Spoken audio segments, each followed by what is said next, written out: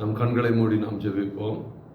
அன்பின் பிதாவே, நாங்கள் மீண்டும் உங்கள் சமூகத்தை நோக்கி பார்க்கிறோங்க. கர்த்தாவே, இந்த காலை நேரத்தில் எங்களை ஒருமனப்படுத்தி உம்மை ஆராதிக்க, உம்மை தொழுது கொள்ள என் ஆண்டவர் எங்களுக்கு கொடுத்த நல்ல வாய்ப்புக்காக உமக்கு நன்றி செலுத்துகிறோம். தேவ பிரசன்னம் எங்கள் மத்தியில் கடந்து வரும்படியாய், தேவ ஆவியானவர் இந்த நாளை எங்களுக்கு ஆசீர்வாதமான நாளாய் மாற்றி கொடுக்கும்படியாய் ஜெபிக்கிறோம்.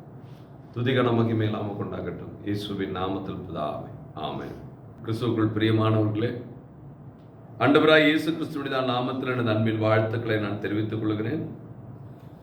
மீண்டுமா இந்த காலை நேரத்தில் நம்மை ஒருமனப்படுத்தி தேவனை ஆராதிக்கும்படியாக தேவன் கொடுத்திருக்கிற ஒரு பெரிதான தருணத்திற்காக முதலாவது என் தேவனுக்கு நான் நன்றி பலிகளை செலுத்த நான் கடமைப்பட்டவனாக இருக்கிறேன். ஒரு சில வேத வசனங்களை நாம் தியானிப்போம்.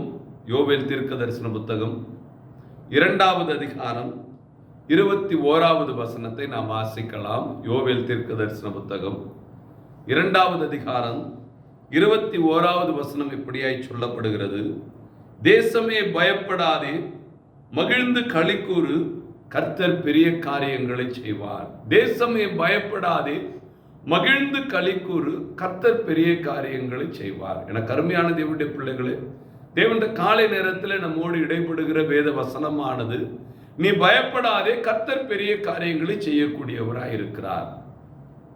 என கருமையான தேவனுடைய பிள்ளைகளே, எந்த விதமான பயமும் இல்லாதபடி பெரிய காரியங்களை செய்கிற ஆண்டவர் என்னோடு இருக்கிறார் என்கிற நம்பிக்கையோடு நாம் இந்த நாளை நாம் துவங்கக்கூடியவர்களாய் இருக்க வேண்டும். பெரிய காரியங்களை செய்கிற ஆண்டவர் என்னோடு இருக்கிறபடினால் பயம் என்பது எனக்கு வேண்டாம். தேவன் எந்த நிலையில் என்னுடைய வாழ்வு நகர்த்தப்பட்டாலும் தேவன் ஒரு பெரிய அதிசயத்தை செய்து தேவன் என்னை வழிநடத்துவார். இஸ்ரவேல் ஜனங்களுடைய வாழ்க்கையிலே பலவிதமான தடைகள் வந்தது. தேவனை ஆராதிக்க வேண்டும் என்று சொல்லி அவருடைய பிரயாணத்தை தொடரும் பொழுது பலவிதமான தடைகள் வந்தது. எல்லா தடைகளையும் ஆண்டவர் உடைத்தெறிந்து அந்த கானானை சுதந்திரித்துக் கொள்ளும்படியான ஒரு பாதையை தேவன் அவர்களுக்கு வகுத்து கொடுத்தார். அப்படி நம்முடைய வாழ்க்கையிலும் தேவன் நம்மை அழைத்த நோக்கத்தை தேவன் நம்முடைய வாழ்க்கையிலே நிறைவேற்ற அவர் சித்தமுள்ளவராய் இருக்கிறார். அவர் பெரிய காரியங்களை செய்கிற தேவனாய் இருக்கிறார். ஆகவேதான் யோவேல் தீர்க்கதரிசி மூலமாய் தேவன் சொல்கிற காரியம், நீ பயப்படாதே, கர்த்தர் பெரிய காரியங்களை செய்வார். தேவன் ஒரு பெரிய ஒரு அதிசயத்தினுடைய பாதையிலே நம்முடைய வாழ்வை அவர் நகர்த்தக்கூடிய ஆண்டவராய் இருக்கிறார் என்பதை நாம் அறிந்து கொள்ள வேண்டும். தேவனுடைய வாழ்க்கையில ஒரு பெரிய ஒரு அற்புதத்தை செய்யக்கூடியவர். அது எவ்வளவு பெரிய தடைகளாக இருந்தாலும், பாடுகளாக இருந்தாலும், உபத்திரவங்களாக இருந்தாலும், அதிசயத்தை என்னுடைய வாழ்க்கையிலே நிகழ்த்தி தேவன் என்னை கொண்டு என்ன காரியங்களை செயல்படுத்த வேண்டும் என்று சொல்லி தீர்மானித்து இருக்கிறாரோ அந்த காரியத்தை ஆண்டவர் செயல்படுத்துவார். இதுல மாற்று கருத்து கிடையாது. ஆகவே தான் யோவேல் தீர்க்கதரிசி மூலம் தேவன் சொல்கிறார், நீ பயப்படாதே, அவர் பெரிய காரியங்களை செய்யக்கூடியவராய் இருக்கிறார். என்ன காரியங்கள் நடந்தாலும் தேவன் ஒரு அற்புதத்தை செய்து அவர் திட்டத்தை, அவர் நோக்கத்தை நமக்குள்ளாக அவர் நிறைவேற்ற அவர் சித்தம் உள்ளவராய் இருக்கிறார். அதேதான் செப்பனியா தீர்க்கதரிசி அழகை சொல்லுகிறார். செப்பனியா 3வது அதிகாரத்தை எடுத்துக் கொள்ளலாம். 3வது அதிகாரத்திலே 17வது வசனத்தை வாசிக்கும் பொழுது சொல்லுகிறார், உன் தேவனாய கர்த்தர் உன் நடுவில் இருக்கிறார், அவர் வல்லமை உள்ளவர், அவர் ரட்சிப்பார், அவர் உன் பேரில் சந்தோஷமாய் மகிழ்ந்து தம்முடைய அன்பின் நிமித்தம் அமர்ந்திருப்பார், அவர் உன் பேரில் கம்பீரமாய் களி கூறுவார். கர்த்தர் உன் நடுவில் இருக்கிறார். அவர் உன் நடுவில் இருக்கிறபடினால் வல்லமை உள்ளவராய், அவர் ரட்சிக்கிறவராய், உன் பேரில் சந்தோஷப்பட்டு மகிழ்கிறவராய் இருக்கிறார். தேவன் இந்த மகிழ்ச்சியை, இந்த ஆனந்தத்தை, இந்த சந்தோஷத்தை, இந்த விடுதலையை நமக்கு கொடுக்கிறவராய் இருக்கிறார். எப்பொழுது? யாருக்கு? அவர் உன் நடுவில் இருப்பார். ஆனால் தேவனை உன்னுடைய வாழ்க்கையுடைய பயணத்திலே மைய பொருளாய் வைத்து உன் வாழ்வை நீ நகர்த்துவாயானால் நீ பயப்பட வேண்டாம், கர்த்தர் பெரிய காரியங்களை செய்வார். தேவனை முன்பாக வைத்து நான் என்னுடைய வாழ்வை நான் நகர்த்தி கொண்டு இருக்கிறேனா? தேவனை முன்பாக வைத்து நடத்தப்படுகிற ஒரு வாழ்வு வேண்டும். அவர் உன் நடுவில் இருப்பார். ஆனால் அவர் வல்லமை உள்ளவராயிருப்பார், உன்னை ரட்சிக்கிறவராயிருப்பார், அவர் உன் பேரில் அவர் சந்தோஷமாய் மகிழ்கிறவராயிருப்பார். அவர் என்னுடைய வாழ்வில் மைய பொருளாய் வைத்து நான் நகர்த்தும் பொழுதுதான் எல்லாருடைய வாழ்க்கையில் தேவன் செய்கிறார் என்று சொல்லி குருட்டுத்தனமாய் ஓடுகிற ஒரு வாழ்வு அல்ல. ஆவிக்குரிய வாழ்வில் அநேகர் திருச்சபைகளுக்கு நாம் செல்லுகிறோம், குடும்ப ஜெபங்களை ஏறெடுக்கிறோம், வேதத்தை வாசிக்கிறோம். ஆனால் வேதத்தில் வாசிக்கிற அந்த வசனங்களின் பிரகாரமாய் நம்முடைய வாழ்வை நகர்த்தி கொள்ளுகிறோமா என்று சொன்னால் இல்லை. நம்முடைய வாழ்க்கையில கர்த்தர் பெரிய காரியங்களை செய்வாரா? அதை செய்ய இயலாது. தேவனின் நடுவில் இருந்தால்தான் நான் அவரை மையப்பொருளாய் வைத்து என் வாழ்வில் எந்த நிகழ்வுகளாய் இருந்தாலும் நான் நிகழ்த்தும் பொழுதுதான் தேவன் வல்லமையுள்ளவராய் ரட்சிக்கிறவராய் பெரிய காரியங்களை செய்வார்.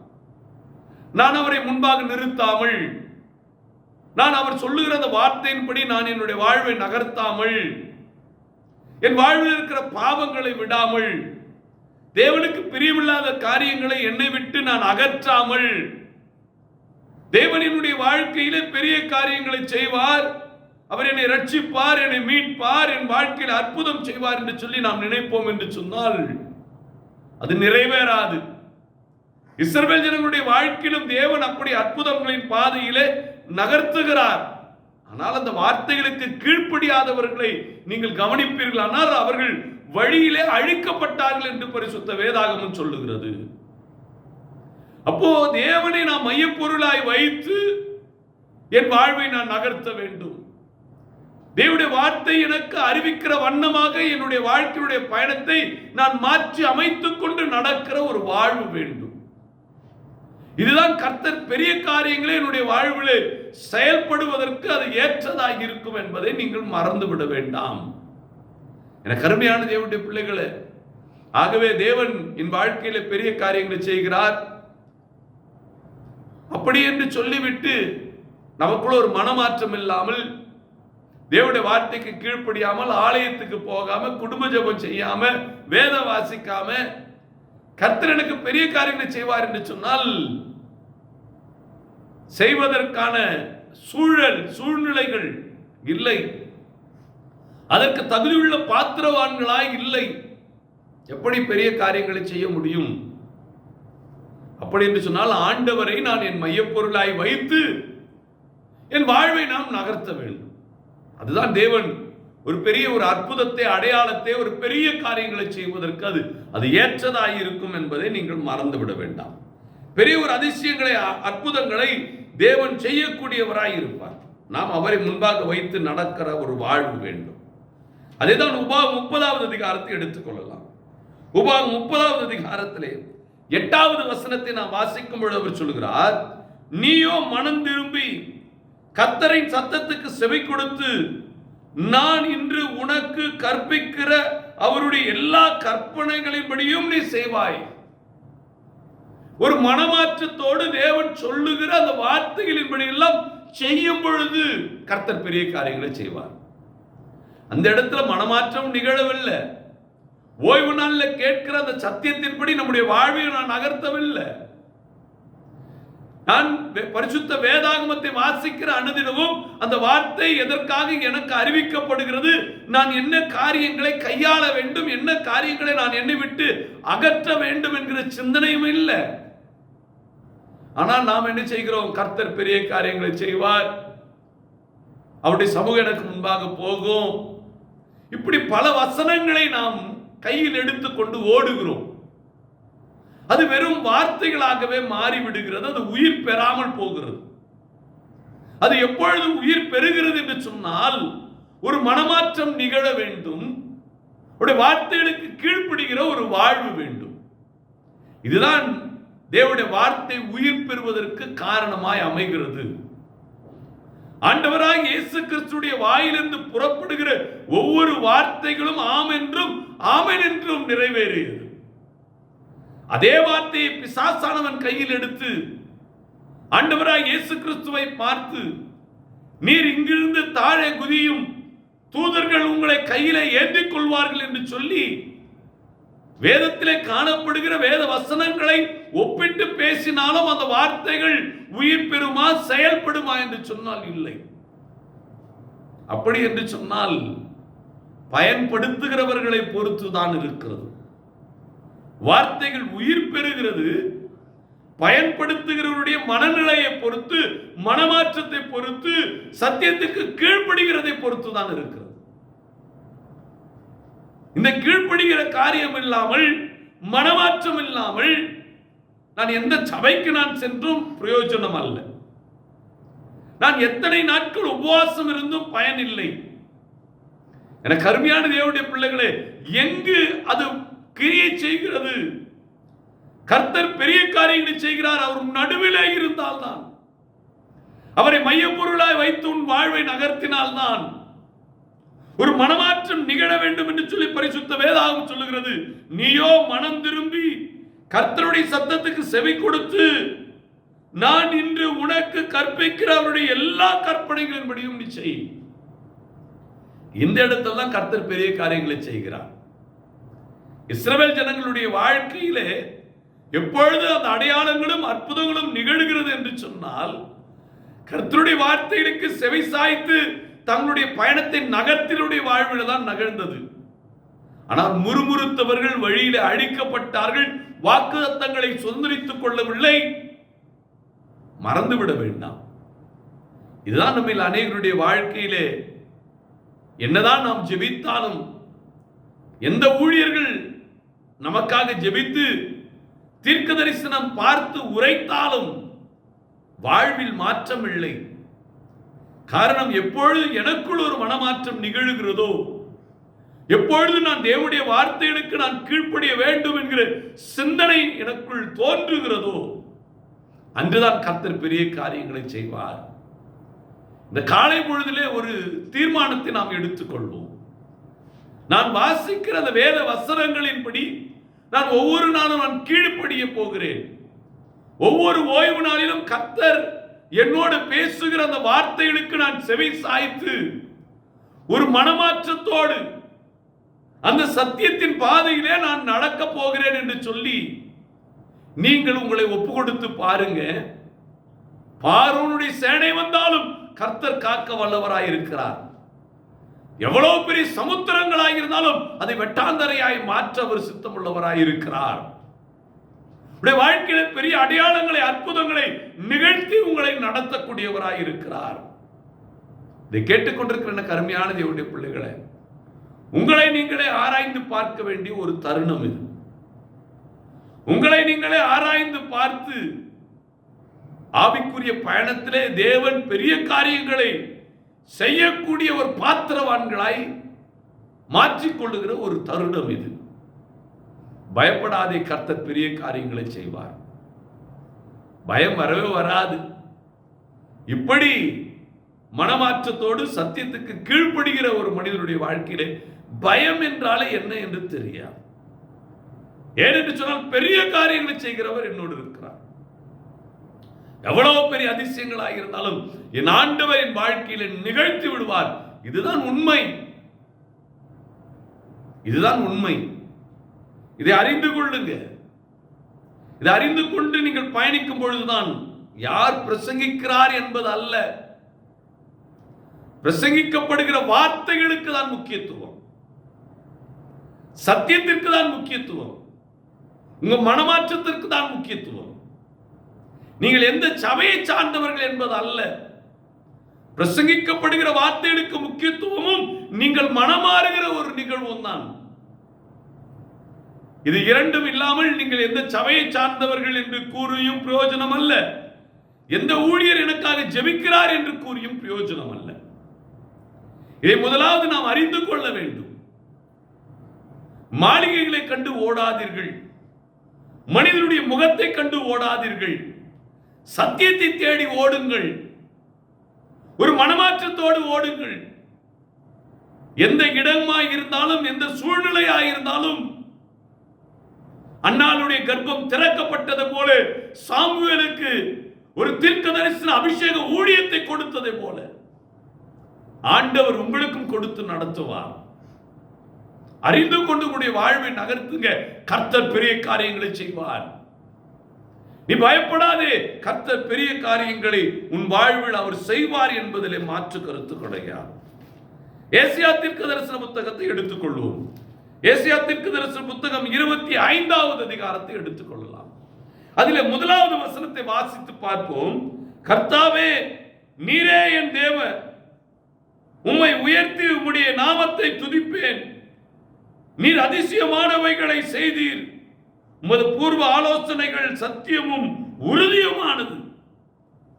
பூர்வ ஆலோசனைகள் அது சத்தியம் உள்ளது, அது உறுதியானது. அவரிடத்தில் ஆலோசனை கேளுங்க, அவரை தேடி ஓடுங்க. அவர் பெரிய அதிசயங்களை செய்கிறவர். அதான் வேதம் சொல்லுகிறது, நீர் அதிசயங்களை செய்கிறீர். உம்முடைய பூர்வ ஆலோசனைகள் சத்தியமும் உறுதியுமானது. அதிசயம் அவரிடம்தான், அவருடைய ஆலோசனை தான் உறுதி உள்ளது. அந்த பரிசுத்த வேதாகமத்திலே உச்சரிக்கப்படுகிற ஒவ்வொரு வார்த்தையும் தான் சத்தியம் உள்ளது.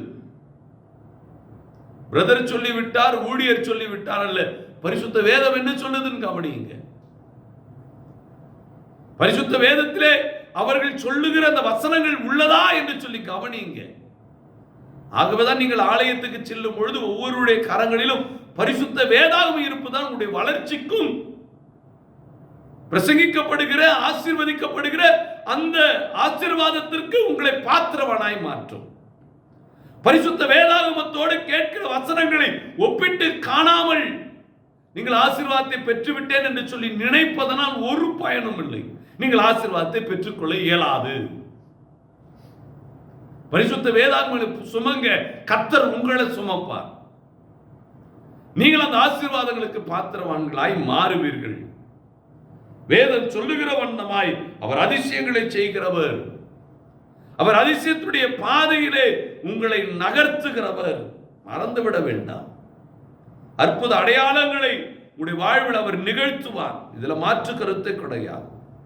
அதுதான் 126வது சங்கீதங்களின் புஸ்தகத்தை எடுத்துக்கொள்ளலாம்.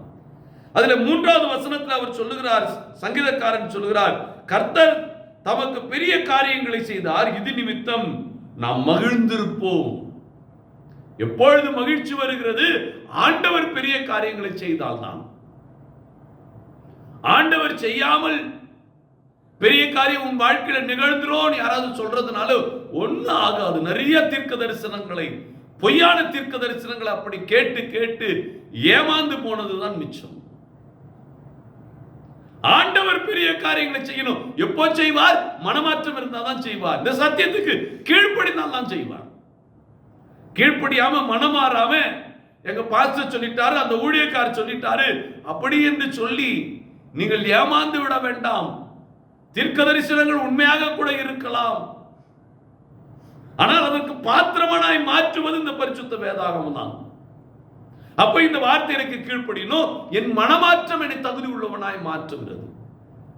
இந்த மனமாற்றம் இல்லாம பரிசுத்த வேதாகமத்தை கீழ்ப்படியாம யார் தீர்க்க தரிசனம் சொன்னாலும் ஒண்ணும் ஆகாது. அதை முதலாவது அறிந்து கொள்ளணும். அப்படி நாம் கீழ்ப்படிந்து மனமாற்றத்தோடு ஓடுவோமானால் கர்த்தர் நிச்சயமாக பெரிய காரியங்களை செய்வார். நீ மகிழ்ந்து களி கூறலாம். ஒரு சந்தோஷம் வாழ்வை சூழ்ந்திருக்கும். மகிழ்ச்சி என்கிற கடலிலே நீ நீந்தி செல்லலாம். ஆசீர்வாதங்களுக்கு குறைவு இருக்காது. குறைவில்லாத ஒரு ஆசீர்வாதத்தை பெற்ற ஒரு வாழ்வாக உன்னுடைய வாழ்வு இருக்கும் என்பதை நீங்கள் மறந்துவிட வேண்டாம். குறைவில்லாத ஒரு வாழ்வை கொடுப்பார். அதுதான் ஏசாயா தீர்க்கதரிசி சொல்கிறார். 29வது அதிகாரத்தை எடுத்துக் கொள்ளலாம். அதுல 22வது வசனத்தை வாசிக்கும் போது சொல்கிறார், ஆகையால் ஆபிரகாமை மீட்டுக் கொண்ட கர்த்தர் யாக்கோபின் வம்சத்தை குறித்து இனி யாக்கோபு வெட்கப்படுவதில்லை, இனி அவனுடைய முகம் செத்து போவதில்லை. வெட்கப்படுகிற வாழ்வு வராது. அவன் வெட்கப்பட மாட்டான். அவன் முகம் செத்து போகாது. அவனுக்குள்ள ஒரு பிரகாசம் இருக்கும்.